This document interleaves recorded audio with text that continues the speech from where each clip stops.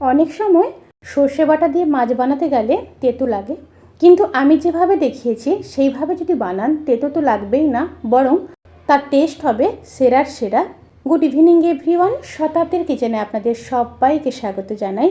আজকের রেসিপি অনুষ্ঠান বাড়ির মতো সর্ষে পাবদা।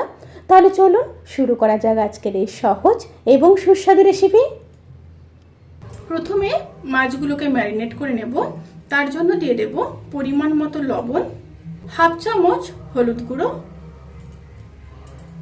হাফ চামচ লঙ্কার গুঁড়ো, আর দিয়ে দেব কিছুটা সর্ষের তেল।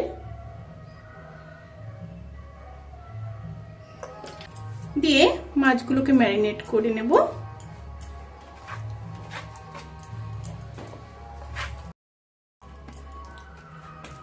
মাছগুলো ম্যারিনেট করা হয়ে গেছে, এবার একটা মশলা রেডি করে নেব। তার জন্য দিয়ে দেব 1.5 চামচ হলুদ সর্ষে, 1 চামচ পোস্ত, আর দিয়ে দেব 1.5 চামচ কালো সর্ষে, 3টা কাঁচা লঙ্কা, 1 ইঞ্চ আদা, খুব সামান্য লবণ, আর দিয়ে দেব অল্প জল। দিয়ে 15 থেকে 20 মিনিট ভিজিয়ে রেখে দেব। তারপর একটা স্মুথ পেস্ট রেডি করে নেব। এবার প্যানের মধ্যে সর্ষের তেল দিয়ে দেব। তেলটা গরম হয়ে আসা পর্যন্ত অপেক্ষা করব। তেলটা গরম হয়ে গেলে মাছগুলো ভেজে নেব।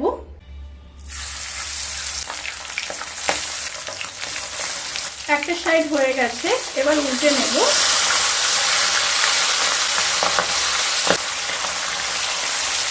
দুটো সাইড খুব ভালোভাবে ভাজা হয়ে গেছে, এবার তুলে নেব। এইভাবে সমস্ত মাছগুলোকে ভেজে নিয়ে তারপর ফিরে আসছি।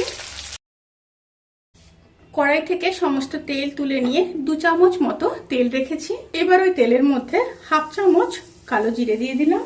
তেল থেকে যখন সুন্দর একটা স্মেল বেরোতে শুরু করবে, সেই সময় একটা বড় সাইজের পেস্ট করে নেওয়া টমেটো দিয়ে দেব। সাথে দিয়ে দেব হাফ চামচ হলুদ গুঁড়ো, আর দিয়ে দেব হাফ চামচ কাশ্মীরি লঙ্কার গুঁড়ো। এবার খুব ভালোভাবে মিশিয়ে নেব। মিশিয়ে নিয়ে মশলাগুলোকে কষিয়ে নিয়ে তারপর ফিরে আসছি। মশলাগুলো যখন খুব ভালোভাবে কষানো হয়ে যাবে, তখন দিয়ে দেব পেস্ট করে রাখা সর্ষে, পোস্ত, কাঁচা লঙ্কা আর আদা। সাথে মশলা ধোয়া জলটা দিয়ে দিলাম, আর দিয়ে দেব লবণ। লবণের পরিমাণটা এখানে অবশ্যই দেখে দিতে হবে, কারণ আমি পেস্ট করার সময় লবণ ব্যবহার করেছি। এবার খুব ভালোভাবে আবারও মশলাগুলোকে মিশিয়ে নেব। মিশিয়ে নিয়ে কষিয়ে তারপর ফিরে আসছি।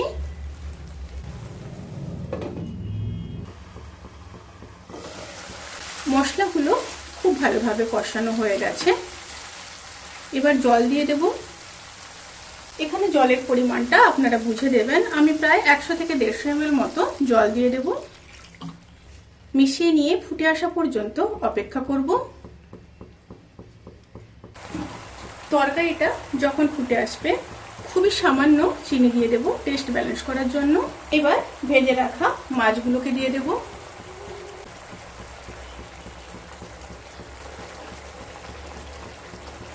দিয়ে ঝোলের সাথে খুব ভালোভাবে মিশিয়ে নেব।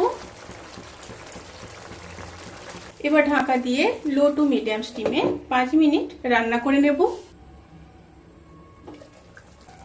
রান্নাটি প্রায় হয়ে এসছে। এবার নামানোর আগে 2টো চেরা কাঁচা লঙ্কা, কিছুটা ফ্রেশ ধনেপাতা, আর ওপর থেকে কিছুটা সর্ষের তেল দিয়ে খুব ভালোভাবে মিশিয়ে নেব।